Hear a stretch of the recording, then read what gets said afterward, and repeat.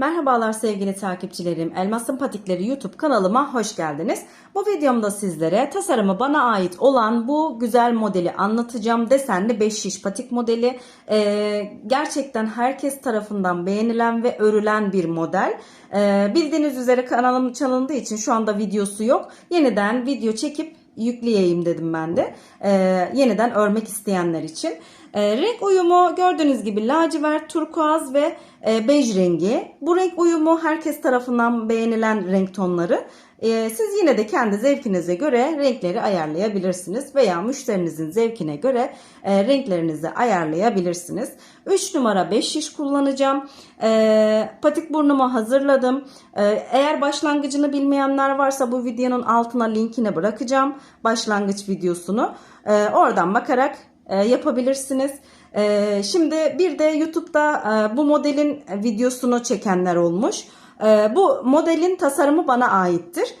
Diğerleri taklittir. Bunu da belirtmek istedim. Başlayalım isterseniz. Patik burnu başlangıcımızda her şeyimizi hazırladık. Hemen modele geçeceğim.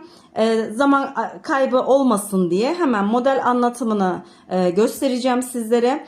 Benim şişimde şu anda her şişimde 14 ilmeğim var. Bu elinizin ayarına göre değişebilir. İlmek sayınızı istediğiniz kadar artırabilirsiniz. Mesela 36 ve 37 numara yapacaksanız ve 3 numara şiş kullanıyorsanız 13 ilmek yapabilirsiniz. Eğer ayağınız daha büyükse, daha büyük ayaklar için yapacaksanız 15 veya 16 ilmeğe kadar da artırabilirsiniz. Ben 14 yapacağım. Tabii ki bu benim elimin ayarı. Dediğim gibi siz kendi elinizin ayarına göre bu ölçüleri, sayıları ayarlayabilirsiniz. Şimdi isterseniz başlayalım. İplerimi şöyle bir kenara alayım. Lacivertle başladık patik burnumuzu. Şimdi modele geçişte hemen turkuaz ipimizi bağlayacağız ve modele başlayacağız. Şöyle turkuaz ipimizi bağlayalım. Bismillah diyerek başlayalım patiğimizin yapımına.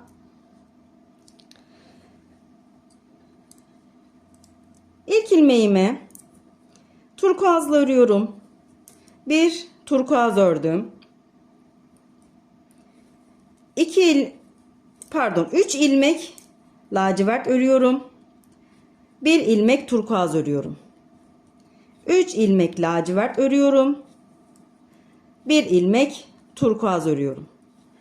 3 lacivert, 1 turkuaz. Bu şekilde şişlerimizde bulunan ilmeklerin tamamını 3 lacivert 1 turkuaz olarak örüyoruz. Model her ilmek sayısına göre oturuyor. Kesinlikle bozulma olmuyor modelde. Zaten 4 ve 4'ün katları sayı olarak yani 4 ve 4'ün katlarından oluştuğu için model zaten bizde 5 şişlerde her artırmada 4 artırma yaptığımız için her artırma sayısına göre modelimiz tam olarak oturuyor. Sadece başlangıcı kaçırmazsanız modeli tam olarak oturtabilirsiniz. Yani hani soruyorlar bazen bunu eğer 15 yaparsam model oturur mu, bozulur mu diye.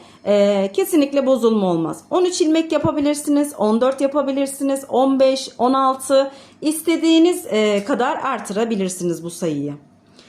Şimdi ikinci şişimi de ördüm. Yine 3 lacivert 1 turkuaz olarak. Üçüncü şişime geçtim.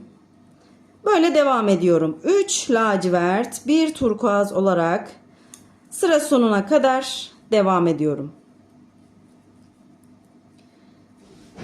Bu şekilde ilk sıramızı tamamlayalım. İlk sırada videoyu durdurmuyorum ki sonrasında zaten kendini tekrarlayacak model.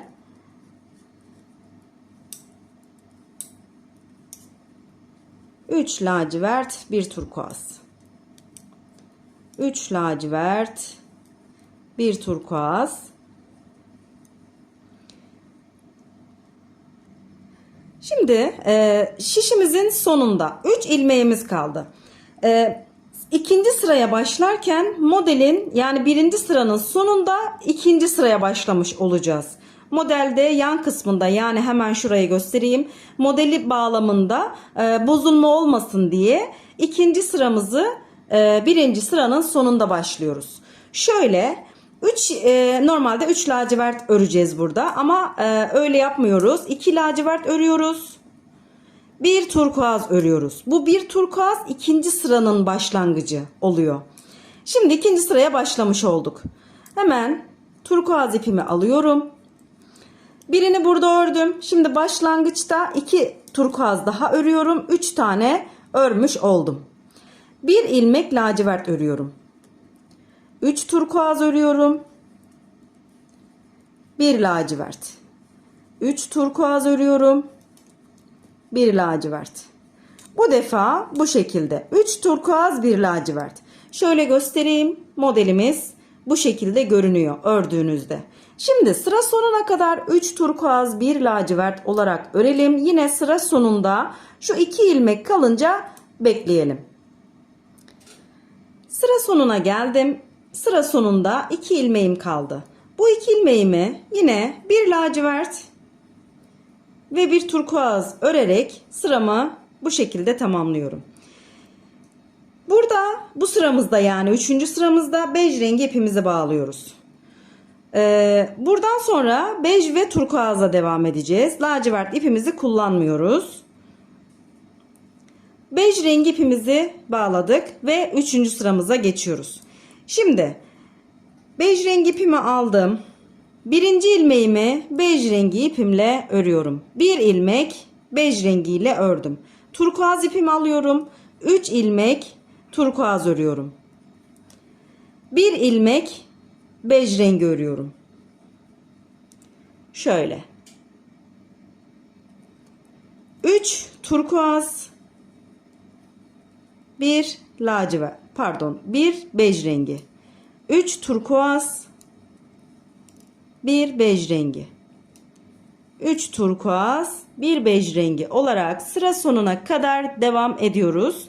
Sıra sonuna geldiğimizde şu son ilmeğimizde kadar örelim. Son ilmeğimizde bekleyelim. Yine bir sonraki sıranın başlangıcını yapacağız. Şimdi bu şekilde 3 turkuaz ve 1 bej rengi olarak devam edelim.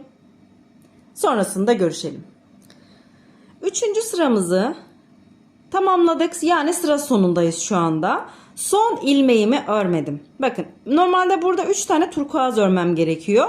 Ama bir sonraki sıraya başlayacağım için bu başlangıç ve bitiş noktasında model bozulmaması için bu şekilde yapmam gerekiyor. 2 tane turkuaz ördüm. Son ilmeğimi bej rengiyle öreceğim. Hemen bej rengimi alıyorum. Bir ilmek buradan ördüm. Yani son ilmeğimi bej ile ördüm. Bir sonraki sıraya geçiyorum. Şimdi bir tane bej burada, 2 bej de buradan örüyorum başlangıçtan. 3 tane bej rengimiz oldu. Bir ilmek turkuaz örüyorum. 3 ilmek bej örüyorum. Bir ilmek turkuaz. 3 ilmek bej. Bir ilmek turkuaz. 3 ilmek bej, 1 ilmek turkuaz. Bu şekilde sıra sonuna kadar örelim. Sıra sonunda ilmeklerimizin tamamını bu şekilde öreceğiz. Başlangıçta görüşelim. Sıramızı tamamladık. Sıra sonunda herhangi bir işlem yapmadık. Yine aynı şekilde bitirdik sırayı. Bir turkuaz, son ilmeğimizi de bej olarak ördük. Bir sonraki sıramızda bej rengiyle öreceğiz sadece. İlmeklerimizin tamamını bej ile 2 sıra boyunca örelim. Sonrasında ortasındaki modele başlayacağız. Eğer bu 2 sıra size küçük gelirse, yani az gelirse 3 sırada örebilirsiniz bej rengiyle. Ama benim için yeterli. 2 sıra öreceğim ben. Sonrasında 2 sıra bej ile ördükten sonra ortadaki modelimizin kurulumuna başlayacağız. 2 sıramızı örüp gelelim. Evet, 2 sıramı tamamladım bej rengiyle. Şimdi ortadaki modelimize başlıyoruz. Bu sırada bej rengi ve lacivert ipimizi kullanacağız sadece. İlk ilmeğimi şöyle hemen lacivert ipimi alıyorum. İlk ilmeğimi lacivertle örüyorum. Sonra bej rengini alıyorum. Bej rengiyle 3 ilmek örüyorum. 1, 2, 3. Birinci ilmeğimiz lacivert, sonraki 3 ilmek bej. Buradan sonra böyle devam ediyor. 1 lacivert, 3 ilmek bej. 1 ilmek lacivert, 3 ilmek bej. 1 lacivert, 3 ilmek bej olarak sıra sonuna kadar devam edelim. Gördüğünüz gibi lacivert olan ilmeklerimiz şu iki dağın arasına denk geliyor. Şöyle göstereyim. Bakın. Sıra sonuna kadar bu şekilde devam edelim. Sıramızı tamamladık. 3 bej 1 lacivert olarak tamamladık sıramızı.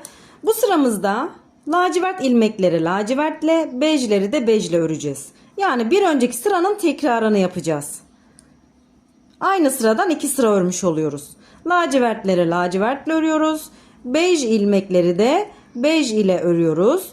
Bu şekilde 2 sıra örmüş oluyoruz. 3 bej 1 lacivert olarak. Sıramızı bu şekilde tekrar tamamlayalım. Şöyle. Sonrasında tekrar görüşelim. Sıramızı tamamladık. Bu şekilde. Şimdi bir sonraki sıramıza geçiyoruz. Yine birinci ilmeğimizi lacivertle örüyoruz. Birinci ilmeğimizi lacivertle ördük. Bir ilmek lacivert, bir ilmek bej, bir ilmek lacivert, bir ilmek bej, bir ilmek lacivert, bir ilmek bej, bir lacivert, bir bej, bir lacivert, bir bej. Bu şekilde sıra sonuna kadar ilmeklerimizi örüyoruz. Gerçekten çok basit bir model. Çok çabuk ilerliyor ve bir günde yani bir çift bitirebilirsiniz. Eğer eliniz hızlıysa tabii ki. Bu şekilde bir lacivert bir bej olarak sıra sonuna kadar örelim. Sıra sonunda tekrar görüşelim. Sıramızı tamamladık. Bir sonraki sıramıza geçiyoruz. Bu sıramızda lacivertleri yine lacivertle, bejleri de bejle. Yani bir lacivert bir bej olarak bir sıra daha örüyoruz. Şöyle lacivert ipimi alayım. Lacivert ilmekleri lacivert ipimle, bej olanları da bej ipimle örerek bir önceki sıranın tekrarını yapmış oluyorum bu sırada. Şimdi sıramızı tamamlayalım.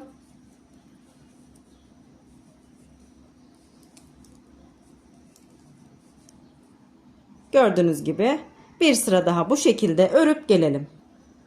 Sıramızı tamamladık. Bir sonraki sıramıza geçiyoruz. Bej rengi ipimizi alalım. İlk 2 ilmeğimi bej ile örüyorum. İlk 2 ilmeğimi bej rengi ile ördüm.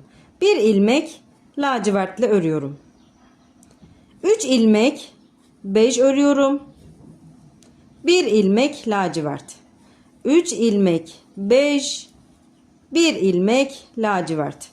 Gördüğünüz gibi bu şekilde devam ediyoruz. Yani başlangıçta ilk 2 ilmeği bejle, 1 ilmek lacivert. Sonrasında 3 ilmek 1 lacivert. 3 bej 1 lacivert olarak devam edeceğiz sıra sonuna kadar. Sıra başında tekrar görüşelim. Sıramızı tamamladık. Bir sonraki sıramıza geçiyoruz. Bej rengi ipimi aldım. Birinci ilmeğimi bej rengiyle örüyorum. Sonrasında lacivert ipimi alıyorum. Lacivert ipimle 1, 2, 3 ilmek lacivertle örüyorum. 1 ilmek bej rengiyle örüyorum. Yani başlangıçta birinci ilmeğimizi bejle ördük. Sonraki 3 ilmeği lacivert.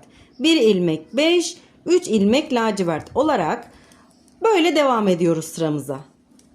3 lacivert, 1 bej olarak sıramızı tamamlıyoruz. Görünümü böyle. Sıra sonuna kadar böyle örüp gelelim. Sıramızı tamamladık. Bu sıramızdan sonra lacivert ve turkuazla devam edeceğiz bu sıramızda. Beji kullanmıyoruz. Lacivert ipimi aldım. Sıranın başındayız. İlk 2 ilmeğimi lacivertle örüyorum. Sonrasında 1 ilmek turkuazla örüyorum. 2 lacivert, 1 turkuaz. 3 lacivert, 1 turkuaz. Sıramızı böyle devam ettiriyoruz. 3 lacivert, 1 turkuaz, 3 lacivert, 1 turkuaz olarak sıramızı tamamlayalım. Dediğim gibi tekrar göstereyim. İlk 2 ilmeğimizi lacivert olarak ördük. 3. ilmek turkuaz. 3 ilmek lacivert, 1 ilmek turkuaz olarak sıra sonuna kadar devam edelim. Bej rengini kullanmıyoruz. Sıramızı tamamlayıp gelelim.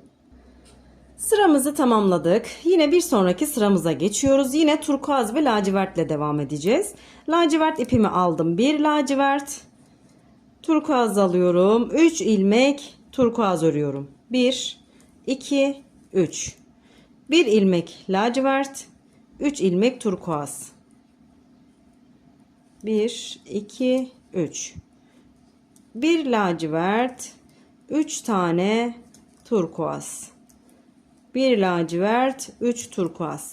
Başlarken 1 lacivertle başladık. Sonrasında 3 turkuaz. 1 lacivert, 3 turkuaz olarak sıramızı tamamlayalım.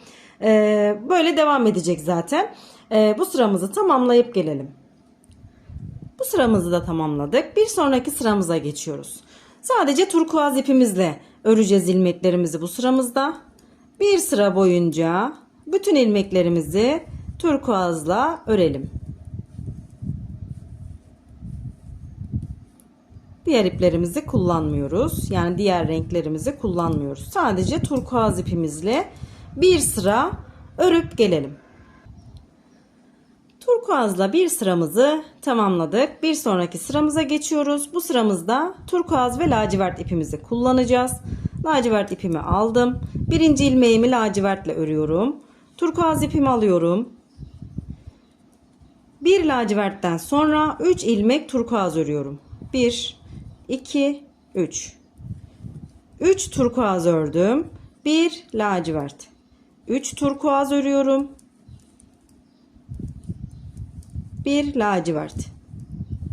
3 turkuaz. 1 lacivert. Sıramızı böyle tamamlayalım. 1 lacivertle başladık. 3 turkuaz, 1 lacivert, 3 turkuaz. Böyle sıramızı tamamlayıp gelelim. Şimdi bu sıranın sonuna geldiğimde son ilmeği örmedim. Bir sonraki sıranın başlangıcını yapacağım burada. 3 turkuaz, 1 lacivert ördük. Normalde son 3 ilmeğimi turkuazla örecektim. İkisini ördüm. Son ilmeği lacivertle örüyorum. Bir sonraki sıranın başlangıcını yapmış oluyoruz. Şimdi bir sonraki sıramıza geçtik. Lacivert ipimi alıyorum. Birini burada örmüştüm. Sıra başından da 2 tane örüyorum lacivert. 2 lacivert ve biri de burada 3 lacivert oldu. 1 turkuaz. Turkuaz ipimi alayım. 1 turkuaz. 3 ilmek lacivert, 1 ilmek turkuaz. 3 ilmek lacivert, 1 ilmek turkuaz. Umarım anlaşılır olmuştur. Bu sıranın sonunda bir sonraki sıraya başlamış olduk. 1 lacivert ördük. Sonrasında buradan devam ettik. 2 lacivert de başlangıçtan ördük. 2 lacivert, 1 turkuaz. 3 lacivert, 1 turkuaz olarak böyle sıramızı tamamlayalım. Sıra sonunda tekrar görüşelim. Sıramızı tamamladık. Sıra sonunda da yine aynı şekilde bitirmiş olduk. 1 turkuaz, son ilmeğimizde lacivert olarak ördük. Şimdi buradan sonra turkuaza ihtiyacımız kalmadı. Modelimizi turkuazla bitirmiş olduk. Şimdi buradan sonra lacivert ve bejle devam edeceğiz. Modelimizde gördüğünüz gibi sadece bu kısımda var turkuaz. Buradan sonrasında yok ayrıma kadar. Ayrımdan sonra sadece arkada şöyle ufak desenlerimiz var. Onları yapacağız. Yani burada turkuaz ipinizi kesebilirsiniz. Lacivertle devam ediyorum. İlk ilmeğimi bejle örüyorum. Birinci ilmeğimi bejle ördüm. 3 ilmek lacivert örüyorum. 1, 2, 3. 1 ilmek bej ördüm. Başlangıçta 3 ilmek lacivert. 1 ilmek bej, 3 ilmek lacivert. 1 ilmek bej, 3 ilmek lacivert. Sıramızı böyle tamamlayıp gelelim. Sıramızı tamamladık. Yine sıra sonuna geldiğimizde bir sonraki sıranın başlangıcını yapıyoruz. Yani sıra sonundaki son ilmeği örmedim. Lacivertle örmem gerekiyordu. Bejle öreceğim son ilmeğimi. Bir sonraki sıraya başlıyoruz burada. Bej ile ördüm. Hemen başlangıca geçiyorum. Bir ilmek bejimiz burada. 2 ilmek de buradan örüyorum. 3 ilmek bejimiz oluyor. 1 ilmek lacivert örüyorum. 3 ilmek bej örüyorum. 1 ilmek lacivert. 3 ilmek bej. 1 ilmek lacivert. 3 ilmek bej. 1 ilmek lacivert. Dediğim gibi sıra sonunda başlangıcımızı yapmış olduk. 1 bej başlangıçta, yani sıra sonunda 1 bej ördük. Sıra başında 2, toplamda 3 bej oldu. 1 lacivert, 3 bej, 1 lacivert olarak sıramızı tamamlayıp gelelim. Sıramı tamamladım. Sıra sonunda ki son 2 ilmeğimi 1 lacivert, 1 bej olarak örüp tamamlamış oldum. Bir sonraki sırama geçiyorum. Lacivert ipimi aldım. Birinci ilmeğimi lacivertle örüyorum. 1 lacivert, 1 bej. 1 lacivert, 1 bej. 1 lacivert, 1 bej. 1 lacivert, 1 bej. Bu şekilde bütün ilmeklerimizi örüyoruz. 1 bej, 1 lacivert olarak sıramızı tamamlayalım. Şimdi bu sıramızı ördükten sonra bu birinci sıramız olacak. Sıra başına geldiğimizde bir sıra daha aynı şekilde 1 lacivert, 1 bej olarak örelim. Yani 2 sıra örmüş olacağız bu şekilde. 1 lacivert, 1 bej olarak 2 sıranın sonunda tekrar görüşelim. 2 sıramı tamamladım. 1 lacivert, 1 bej olarak gördüğünüz gibi 2 sıra ördüm. Şimdi devam ediyorum. Son 2 sıramız artık modelimizde. 1 lacivert örüyorum. Bej rengi ipimi alıyorum. 3 ilmek bej örüyorum. 1, 2, 3 ilmek bej ördüm. 1 ilmek lacivert. 3 ilmek bej örüyorum. 1 ilmek lacivert. 3 ilmek bej örüyorum. 1 lacivert. 3 bej, 1 lacivert. Böyle tamamlayalım sıramızı. Bir sonraki sıramızda, yani bu sıranın tekrarını bir daha yapacağız. Bir sıra bu şekilde öreceğiz. İkinci sıramızda da yine lacivertleri lacivertle, bejleri de bejle örüp, yani 1 lacivert 3 bej olarak bir sıra daha öreceğiz. Toplamda 2 sıra örmüş olacağız bu sıramızla birlikte. Şimdi 2 sıramızı tamamlayalım. Zaten 2 sırayı tamamladıktan sonra modelimiz bitiyor. Hemen şöyle göstereyim. Son 2 sıramızı ördükten sonra ayrıma geçeceğiz. Modelimizi tamamladıktan sonra lacivert ipimizi kesebiliriz. Sonrasında bej rengiyle 2 sıra örelim bütün ilmeklerimizi. Düz bir şekilde. Şöyle yani göstereyim. Modelimizin son 2 sırasını örelim. 3 bej 1 lacivert olarak 2 sıra örelim. 2 sıradan sonra 2 sırada sadece bej rengi ipimizle öreceğiz ilmeklerimizi. 3. sıramızda ayrımı yapıp ayrımdan sonraki kısmı anlatacağım sizlere. Şimdi toplamda 4 sıra öreceğiz. 4 sıramızı tamamlayalım. Sonrasında tekrar görüşelim. Evet, modelimizi tamamlamış olduk böylelikle. Son 2 sıramızı demiştim 3 bej 1 lacivert olarak 2 sıra olarak tekrarladık, ördük. Bu 2 sırayı ördükten sonra zaten modelimiz bitti.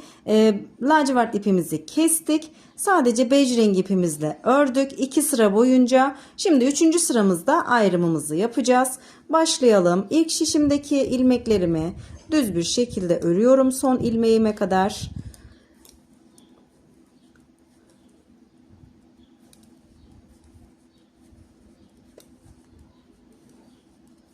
Son ilmeğimi örmeden alıp ikinci şişime aktarıyorum. Aktardıktan sonra birinci ve ikinci ilmeklerin yerlerini şöyle çapraz olarak yerlerini değiştiriyorum. Değiştirdikten sonra birinci ilmeği örüp bu şişimi alıyorum ve hemen boşalan şişimi alıp buradan devam edeceğim ve haroşa olarak öreceğim ilk başlangıçta. Başlangıçta da bir ilmek eksilteceğiz. Şimdi şu arkadaki modelimiz tam otursun diye haroşalar ve bu ilmeklerimizin sayısı tam oturması için bir ilmek fazla geliyor. O yüzden ayrımda bir ilmeği eksiltiyorum. Şimdi bu ilk iki ilmeği kestim. Bununla birlikte toplamda 7 ilmek haroşa öreceğiz. Birinci ilmeğimiz bu. 2, 3, 4, 5, 6, 7 ilmek haroşamı ördüm. Haroşayı istediğiniz gibi örebilirsiniz. Ön yüzden düz, arka yüzden düz, ön yüzden ters, arka yüzden ters olarak da örebilirsiniz. Şimdi ben 7 ilmeğimi haroşa olarak ördüm. Sonrasında devam ediyorum. Düz olarak örüyorum ilmeklerimi. Kalan ilmeklerimi ördüm. Taban kısmına geçiyorum. Taban kısmındaki iki şişimdeki ilmeklerimi düz olarak öreceğim. Zaman kaybolmasın diye burayı örelim. Sonra diğer şişimizde görüşelim. İki şişimizdeki ilmeklerimizi ördük. Taban kısmındaki. Yine bu şişimize geldik. Şimdi bu şişimizden 7 ilmeğimi düz olarak örüyorum.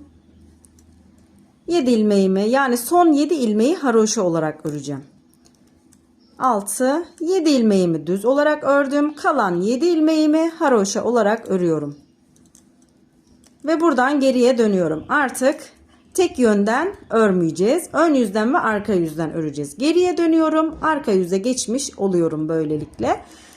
İlk 7 ilmeğimi haroşa olarak örüyorum arka yüzde. 2, 3, 4, 5, 6, 7 ilmeğimi haroşa olarak ördüm. İpimi öne aldım. Diğer ilmeklerimi ters olarak örüyorum. Taban kısmındaki iki şişimizin üzerindeki ilmekleri ters olarak örelim. Dördüncü şişimizde görüşelim.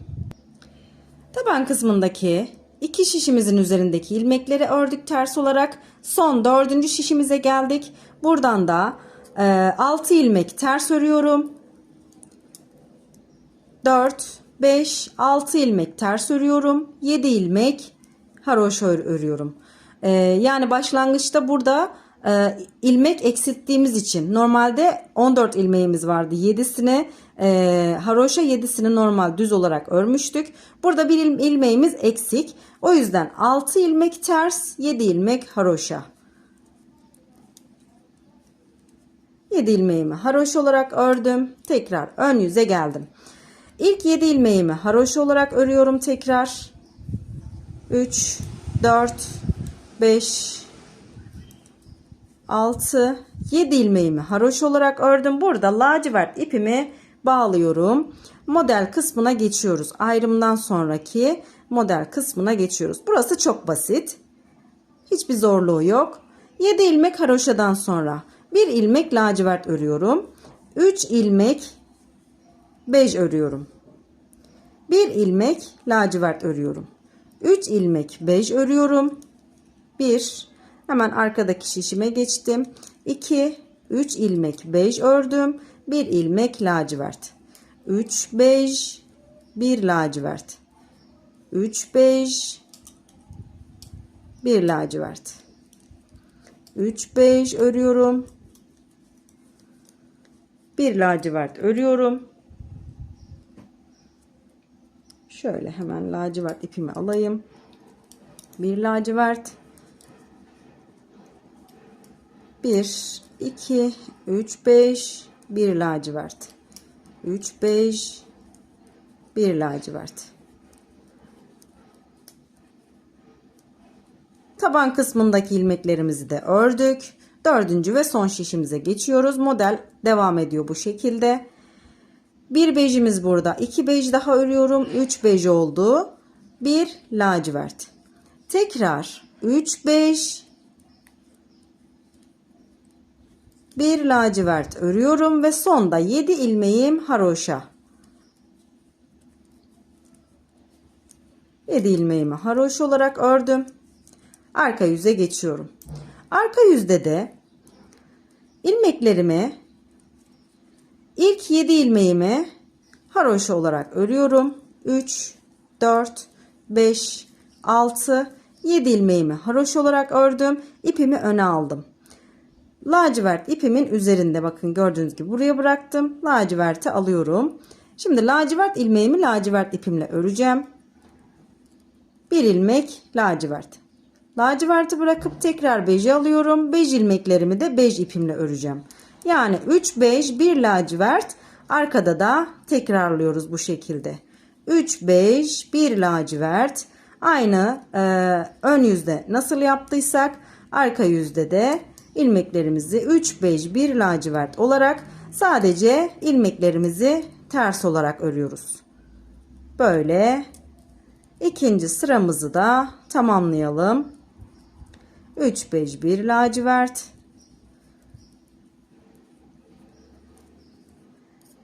Eğer hoşunuza gitmezse buradan sonrasını normal bej rengi ipinizle devam edebilirsiniz. Ben böyle bu kadar çok uğraşmak istemiyorum derseniz arkayı normal bej rengi ipinizle devam edebilirsiniz. Ama arka kısmı da patiye güzel bir hava katıyor bence. Dördüncü ve son şişime geçiyorum. Yine burada da bejleri bejle, lacivertle örüp sıramı tamamlayacağım arka yüzden. Şöyle bir lacivert, kalan 7 ilmeğimi haroşa olarak örüp arka yüzden sıramı tamamlıyorum.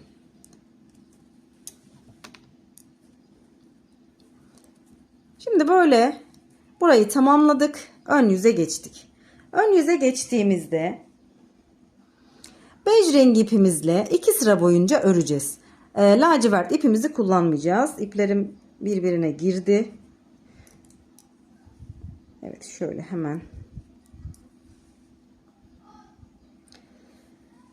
2 sıramızı bu şekilde tamamlamış olduk.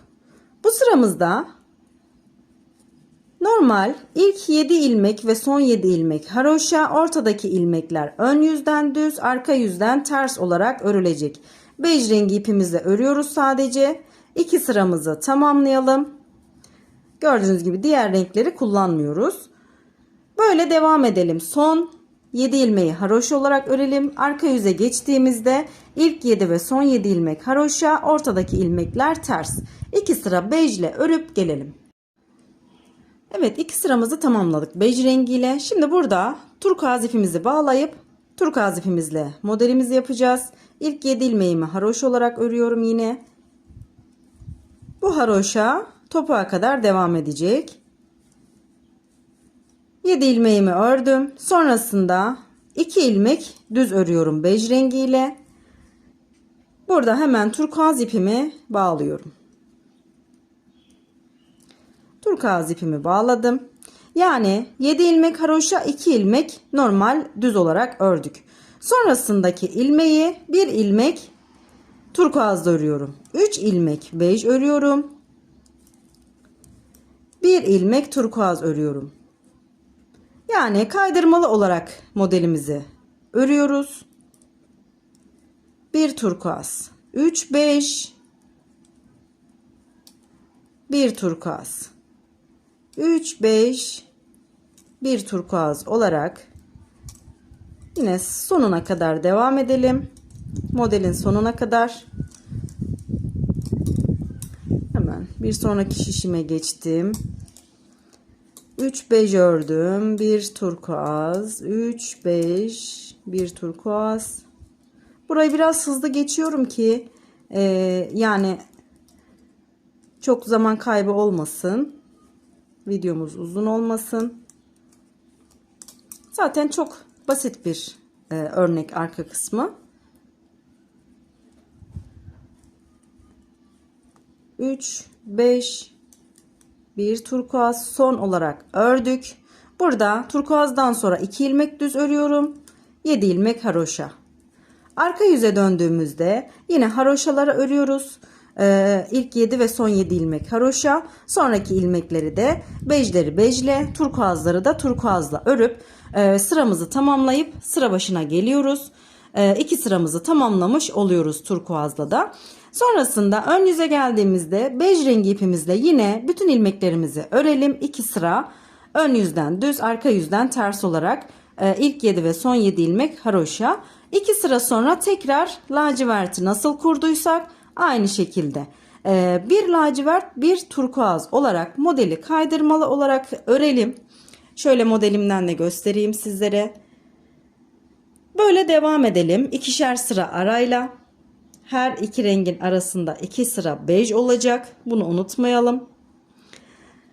Toplamda lacivertleri saydığımda 1, 2, 3, 4, turkuaz 1, 2, 3, yani toplamda 7 model kurmuş oldum ben.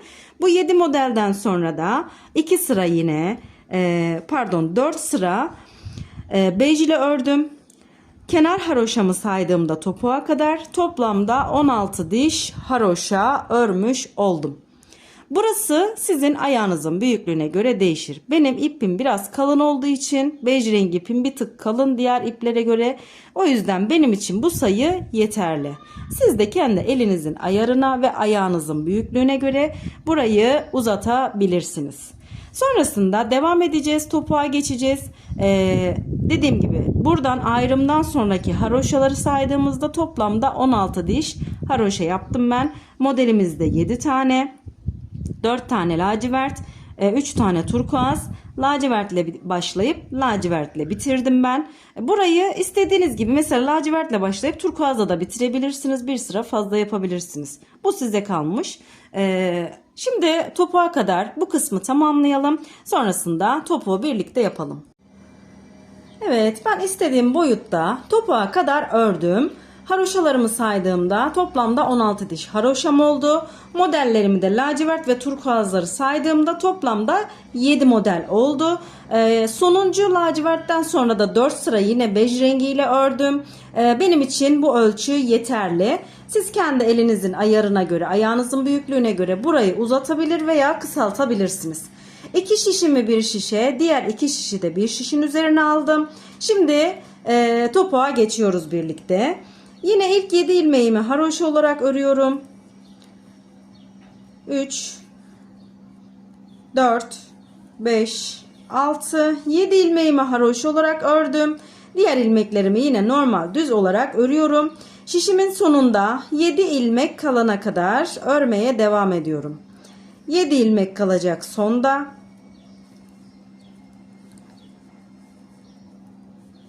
Sayalım. 2, 4, 6, 8. Bir tane daha örüyorum. 7 ilmeğim kaldı burada. Şimdi bu 7 ilmeğin ilk ikisini birlikte alarak kesiyorum. Geriye kalan 5 ilmeğimi düz olarak örüyorum. Şişimi bir kenara bıraktım. 2 şişle devam ediyorum. Diğer şişimden 5 ilmek örüyorum. 1, 2, 3, 4, 5 ilmeğimi ördüm. Sonraki 3 ilmeği, üçünü birlikte alarak kesiyorum. Şimdi diyeceksiniz neden burada 2 ilmek kestiniz, burada 3 ilmek kestiniz. Şimdi normalde ben burada 3, burada 3 kesiyorum topuğa geçtiğimde. Ama biz ne yaptık? Ayrım kısmında bir tane ilmek eksilttik.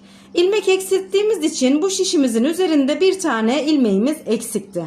O yüzden onu da bu şekilde dengelemiş olduğum ilmekleri. Burada 2 kestim, burada da 3 kestim. Yani kestiğim ilmeklerle birlikte toplamda 12 ilmek ayırdım topuğuma. Ve her iki kenarda da eşit miktarda ilmeğim kaldı. Geriye dönüyorum üçlü kesimden sonra. İlk ilmeğimi örmeden alıyorum. 1, 2, 3, 4, 5, 6, 7, 8, 9, 10, 11 ilmeğimi ördüm. 12. ilmeğimle bir sonraki ilmeği ters olarak kesiyorum. İkisini birlikte aldım yani. Geriye döndüm. Yine ilk ilmeğimi örmeden alıyorum. 1, 2, 3, 4, 5, 6, 7, 8, 9, 10, 11 ilmeğimi ördüm. 12. ile bir sonrakini düz olarak kesiyorum. Geriye dönüyorum. Yine ilk ilmeğimi örmeden aldım. 1, 2, 3, 4, 5, 6, 7, 8, 9, 10, 11 ilmeğimi ördüm. 12. ile bir sonraki ilmeğimi ters olarak kestim. Arka yüzden örerken kestiğimiz ilmeği ters olarak kesiyoruz. Ön yüzden ördüğümüzde kesme işlemini düz olarak yapıyoruz. Şimdi Böyle devam edelim. İlmeklerimizi birer birer keselim. Şişimizin sonunda haroşalı kısım, yani 7 ilmek kalana kadar böyle gidip gelerek birer birer ilmek keseceğiz. Sonrasında 7 ilmek kalınca topuk kısmındaki 12 ilmeğimizi haroşa örgü olarak öreceğiz. Oraya kadar topuğumuzu örüp gelelim. Evet, topuğumuzu ördük. Şöyle göstereyim. Her sırada birer tane kestik. Her iki taraftan da. Şimdi 12 ilmeğimizi haroşa olarak öreceğiz. Yine ilk ilmeğimi örmeden aldım. Bu arada burada 7 ilmek, diğer tarafta da 8 ilmek kaldı. İlk ilmeğimi örmeden aldım. Diğer ilmeklerimi haroşa olarak örüyorum. Haroşayı istediğiniz gibi örebilirsiniz. Ters veya düz olarak örebilirsiniz. Ben düz örmeyi tercih ediyorum.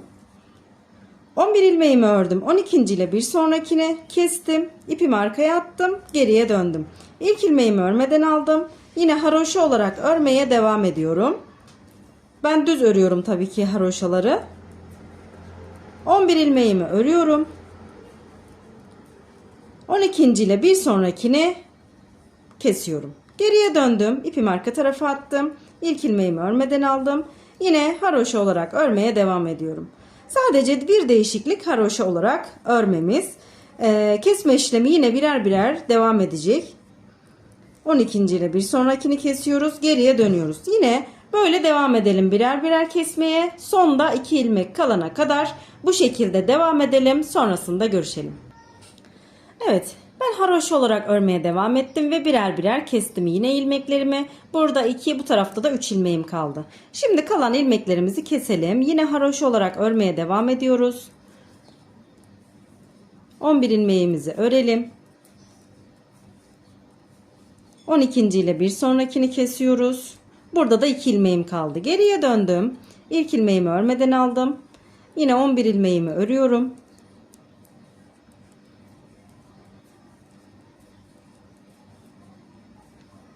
11 ilmeğimi ördüm. 12. ile kalan 2 ilmeğimi de alarak bunları tek tek değil bu şekilde kesiyorum. Son kesimi böyle kesiyorum. Üçlü kesimimi yaptım. Geriye döndüm. Şimdi benim burada ilmeklerim kalmadı. Geriye döndüğümde ilmeklerimin tamamını kesip patiğimi tamamlıyorum artık. İlk 2 ilmeğimi kestim. Şişimden çıkardım. Sağ taraftaki ilmeği sola tekrar takıyorum. Bir sonraki ilmekle birlikte tekrar kesiyorum. İlmeğimi diğer şişime takıyorum. Bir sonrakiyle birlikte kesiyorum. İlmeğimi diğer şişime takıyorum. Bir sonrakiyle kesiyorum. Böyle devam edelim kesmeye. 12. ilmeğimize kadar artık patiğimizi tamamlıyoruz.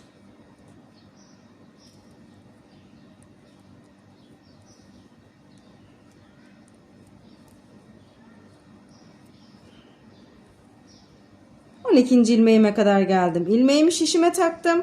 Gördüğünüz gibi 4 tane ilmeğim kaldı. Şimdi bu 4 ilmeğin 4'ünü birlikte alarak burada dörtlü bir kesim yapıyorum. Bir tane de zincir çekip sıkılıyorum hemen.